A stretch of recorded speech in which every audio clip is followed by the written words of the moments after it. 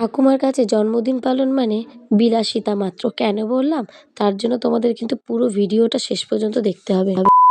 Good morning, welcome to our new another mini blog. সবাইকে happy new year. আজ 1 জানুয়ারি, বছরের প্রথম দিনে ভগবানের কাছে প্রার্থনা করি সবাই ভালো থাকুক, সুস্থ থাকুক। প্রত্যেক দিনের মতন আজও মাকে প্রণাম করে ও সূর্যদেবকে প্রণাম করে আমি আমার কাজে লেগে গেছি। আর আজ যেহেতু 1 জানুয়ারি, আর দোকানে একটু আরো তাড়াতাড়ি যেতে হবে, সারাদিন থাকতে হবে দোকানে, তাই সকাল সকাল রান্নাটা চাপিয়েই দিলাম। কি ভাবছিলাম কি রান্না করব, তাই প্রথমে ফুলকপি ডাঁটা দিয়ে চচ্চড়ি। বাবা সকালে বাজার থেকে ভোলা মাছ এনে দিয়েছিল, বলেছিল মাংস আনবে, আর আমরা যেহেতু দোকানে ব্যস্ত থাকবো সেভাবে কেউ খেতে পারবো না, আমি না বাবা, তাই আর মাংস আনলো না, ভোলা মাছ এনেছে।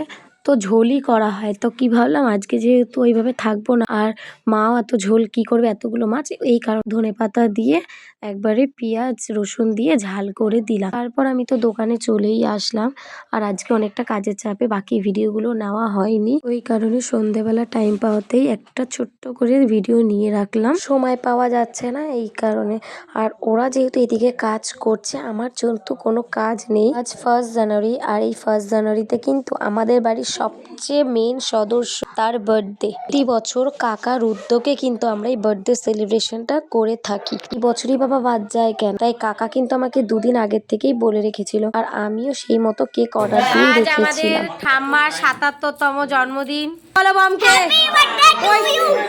ওইদিকে তাকিয়ে বলো। আমাদের ঠাম্মা ভীষণ লজ্জা পায়, পুরোনো দিনের মানুষ তো একটু বেশি লজ্জা পায়।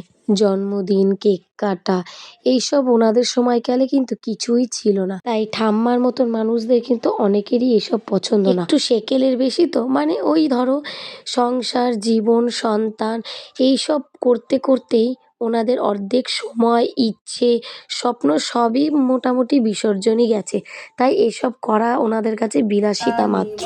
যেই বয়সে ওনাদের শখ আহ্লাদ পূরণ করার কথা ছিল, সেই ছোট্ট বয়স থেকে সংসার, জীবন, সন্তান পালন করতেই সময়টা চলে গেছে।